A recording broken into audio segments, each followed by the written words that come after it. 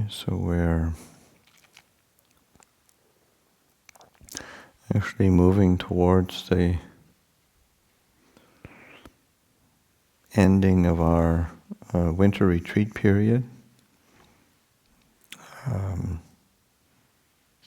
And this last week has been group practice, nice way to wrap up the retreat. There's still, several more days left, a few more. And, I think it's helpful to use these, especially for the resident community, these last days, to be reflecting on the practice, on the essence of the practice, and what's actually useful, what's necessary, what's been helpful, what hasn't been, and to be able to clarify the practice so going forward, what can we be carrying with us? And of course, I think one of the essential aspects of Buddhist practice is always the cultivation of mindfulness, cultivation of awareness and this clear knowing. It's kind of the bedrock of the practice, and it's kind of a hallmark of what say our practice is all about. Just really trying to, and everything is really in the service of trying to create a clarity and a continuity of awareness and clear knowing.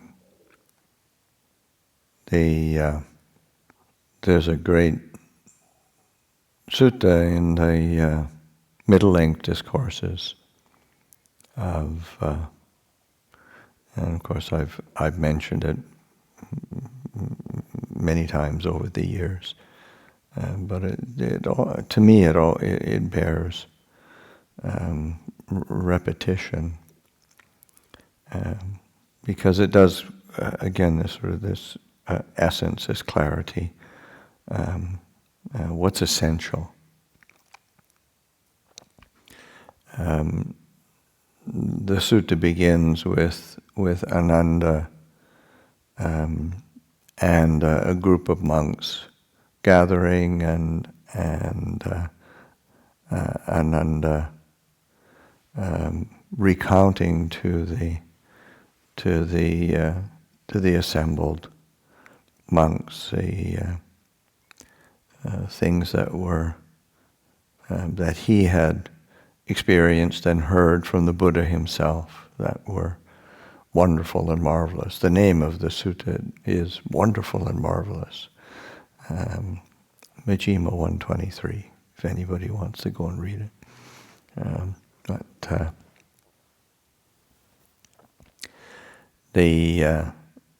And of course, there's lots of things that were wonderful and marvelous in the Buddha's life, and Ananda is recounting right from his time of being in the say his mother having these visions and dream of this white elephant coming and touching her side, and she becoming pregnant, and that was her sort of image or nimitta of her pregnancy, and it was sort of this wonderful and marvelous kind of vision that she had, and of course, and then the Buddha being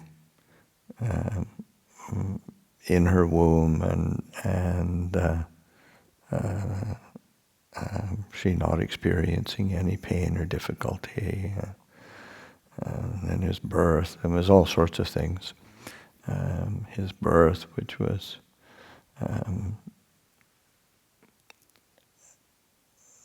having she again experiencing no pain or difficulty, and the devas coming, receiving the Buddha, and having kind of warm and cold water to wash the newborn baby. Just wonderful and marvelous qualities, and the Buddha taking 7 steps. So it's all wonderful and marvelous. And then at some point, shortly after that, then the Buddha actually walks into the assembly and asks what they're talking about, and of course Ananda recounts it word for word, and all the things that were wonderful and marvelous from the Buddha's life, and that he had heard it directly from him. And the Buddha doesn't refute him. In fact, he says yes. It was sort of, yeah, that was the way it was. But remember this also as something that is wonderful and marvelous.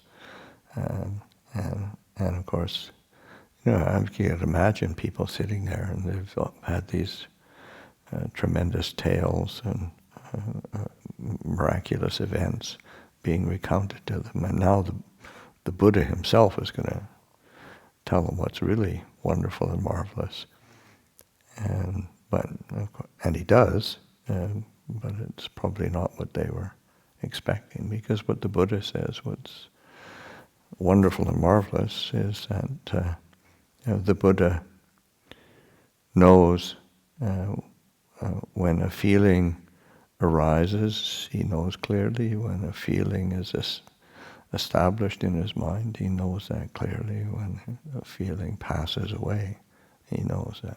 When there's a perception, he knows,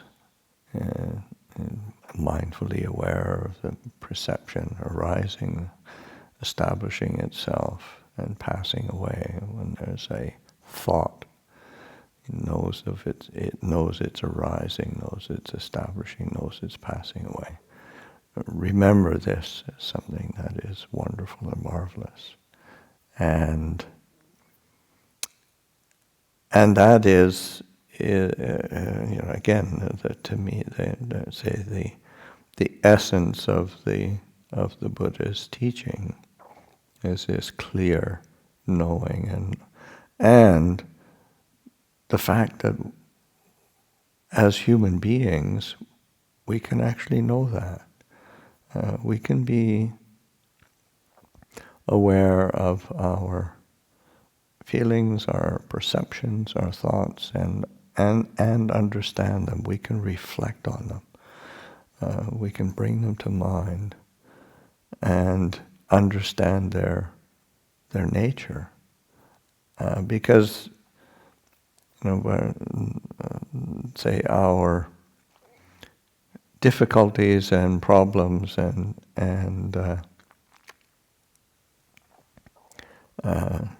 kind of the pain and confusion of our lives is not from, say, dreams or extraordinary events outside.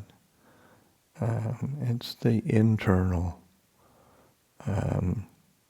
movement of our mind that creates all the problems and difficulties. And when it's known, understood, seen clearly, able to not be clung to and held to, attached to, and deluded by, that is where our freedom, our happiness, our well-being, that is where it arises. It doesn't really arise anywhere else. It's not bestowed on us. It doesn't magically appear. Without that clear knowledge and vision, understanding of our moods, our feelings, our perceptions, our views, our opinions, we're lost, and we don't need to be. So that the being able to remind ourselves because so much of our quote unquote practice can be so much struggle trying to get rid of thoughts or feelings or get rid of events around us, or get rid of circumstances and people. If only I didn't have to be around so and so.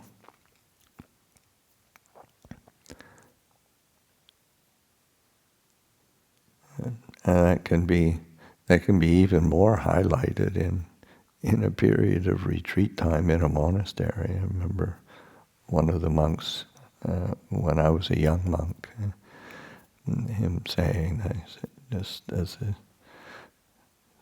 it's like just when you're convinced that at least 70% of all the suffering in the world is because of the person sitting next to you in the line. It's very convincing, because that's what it feels like. But again, that's a feeling, it's a perception, it's a thought. And when it's the ability of the human mind to know itself is something that we overlook or look past, or neglect to see through it. That's sort of like the term vipassana. It usually has insight, but it also like seeing through things,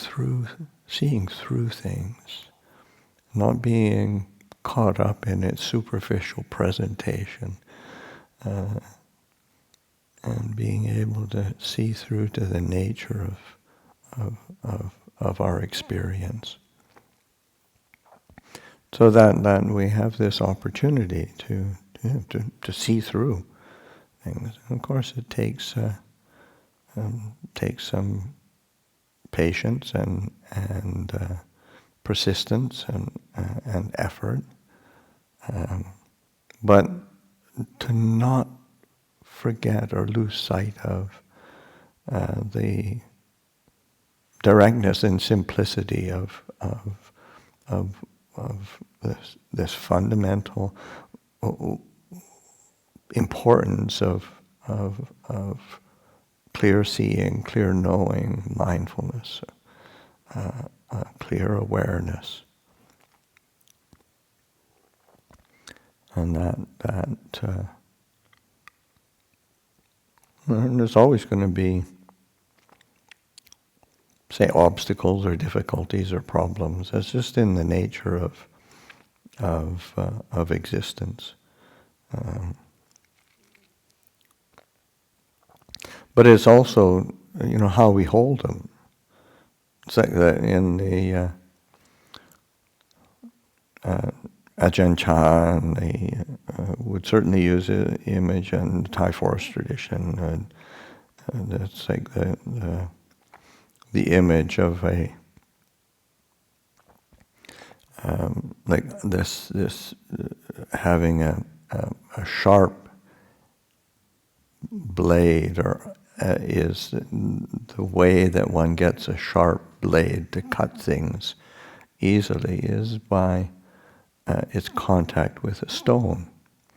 And you think, oh, you're using a knife or an axe or a blade of some sort to, you hack away at a stone, it's just going to ruin it. But it's like bringing a blade to honing the sharpness of the edge, using a stone, using a sharpening stone. It's using it properly.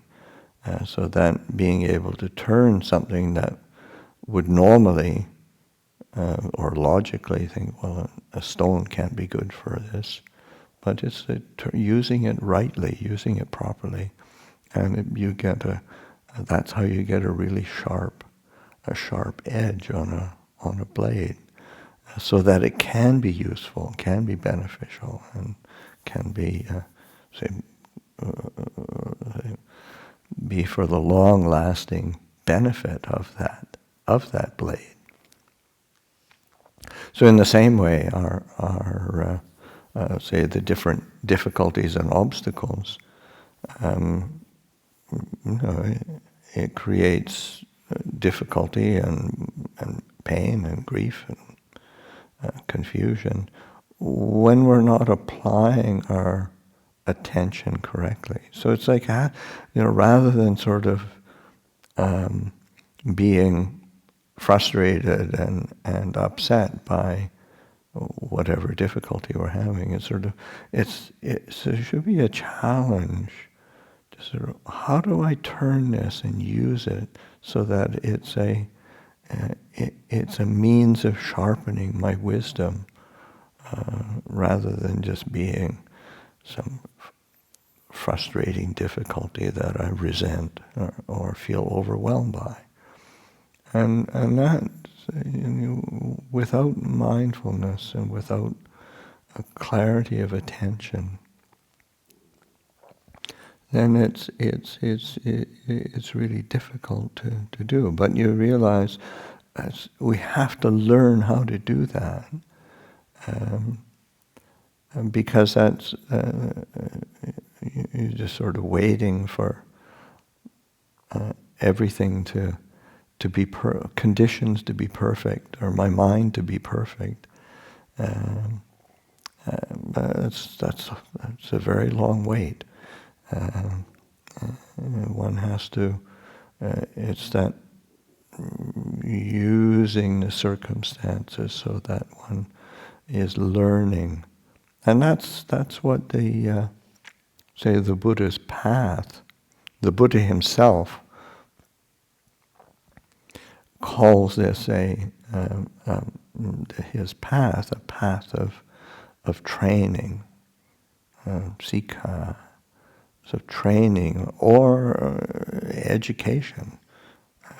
This is training. Learning is in the doing, so that being willing to learn from our experience, and to learn so that we really do sharpen that blade of wisdom. So that, because otherwise we get entangled in our likes, our dislikes, our preferences, our views and opinions. It's so sticky. That sense of, the sense of self, the sense of me is just so sticky, and it and it doesn't take that much effort to if one has the right tool to cut that, to peel it back. And so it's learning how to do that, learning how to shift that attention from being the, oh, woe is me, why is it like this? Me, the poor victim of circumstance, to one who is skillfully applying attention and understanding in the proper way. So that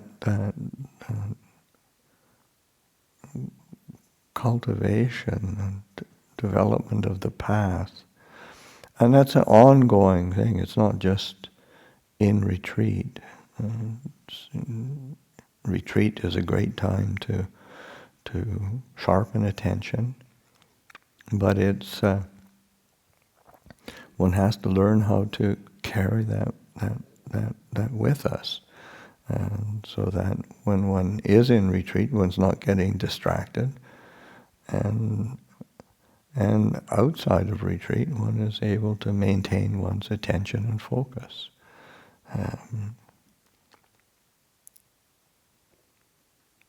And attention and focus is it's another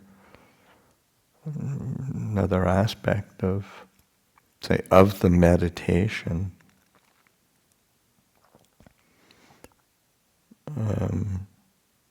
Like I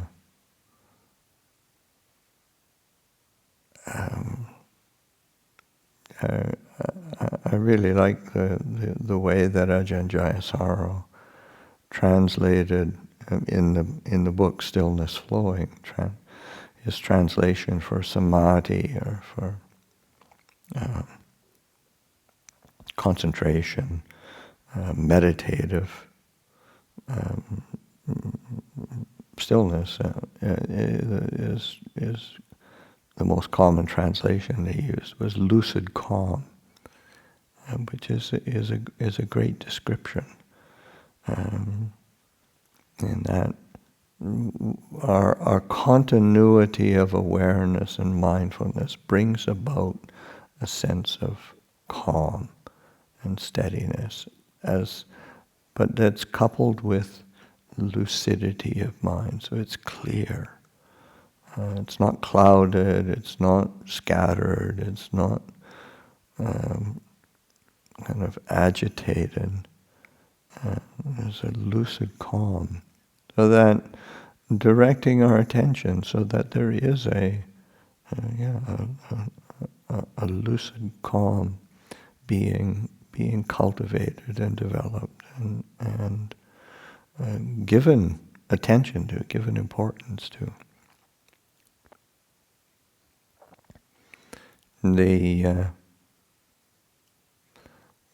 Sometimes we put a lot of effort into trying to focus the mind, trying to concentrate the mind, trying to just shut it up and keep it still. But we usually just that usually adds to the agitation. And one of the images that Ajahn Chah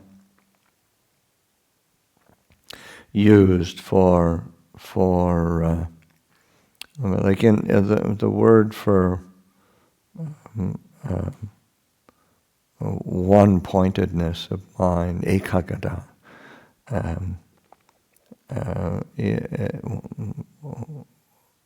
one-pointed or say kind of this focused attention. The image that Ajahn Chah used is like a bowl, and because it's like, and within that bowl, then you've got fruit, and so that because in the descriptions of of samadhi or of lucid calm. The Buddha says, as we develop our mindfulness and develop our attention, and the mind starts to come together into ekagata, focused awareness, focused attention, that there are different constituents, and it's that directed thought, evaluation, joy, happiness, and ekagata. And so it isn't as if that that one-pointedness of mind or focused attention precludes other constituents. It holds them so that they have a place. And so Luang Por Chah's image of having a bowl with the fruit inside that you can, it's not going anywhere, but you can see and you can recognize. You've got again, as a function of mindfulness, is able to discern different constituents of our experience, and to recognize the turning of the mind, or lifting up of attention, the directing of attention, the evaluating and reflecting on the quality of that experience, on the benefit or the drawback of that experience, the usefulness of it, how to either sustain it or how to relinquish it, how to let go. And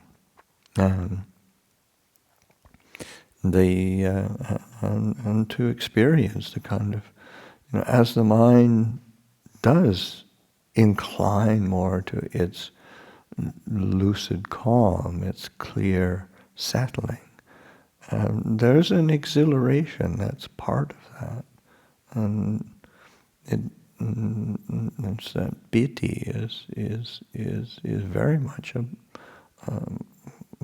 it's a common experience. It's not that exalted or that difficult, but it's just, there is this sense. Sometimes I like the word exhilaration, and a sense of happiness, settledness, clarity, well-being. So there's this, and again, that cultivation of the meditation, the cultivation of samadhi, is not just for the times of retreat. It's something that it's part of our life. Learning how to bring attention to our experience, bringing attention to the breath, bringing attention to the movement of mind, learning how to direct attention so that, because sometimes of course the mind is, the function of the mind is to discern, is to separate. It's to separate things out, to get a commentary going, but just to bring mindfulness to that, bring awareness, bring that into focus. And usually what happens when we bring attention to a particular movement of mind, a particular mood, it starts to resolve itself into, this is really uncertain. This is really unstable. This is really changing. This is shifting. And so then that experience of the impermanent, unsatisfactory, not self nature of the particular mood or thought or feeling um, that's there, just starts to dissolve, starts to crumble, and it crumbles into stillness, into silence. Of course, that oftentimes we're not patient enough to let it dissolve into its stillness. But its natural tendency is to go to that cessation, that ending, that moving to stillness and clarity, and then it returns to the nature of mindfulness and awareness.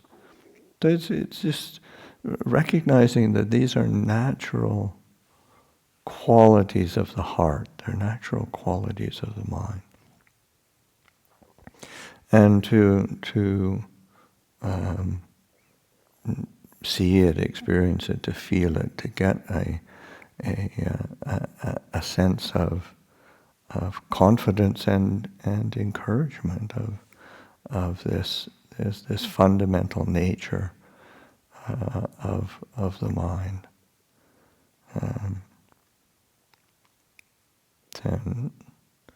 And so that there's this juxtaposition between just a stillness that we return to, and a directing of attention, so that we're not just cluttering the mind or agitating the mind. It's sort of seeing how it fits together, and that's training. That is the practice.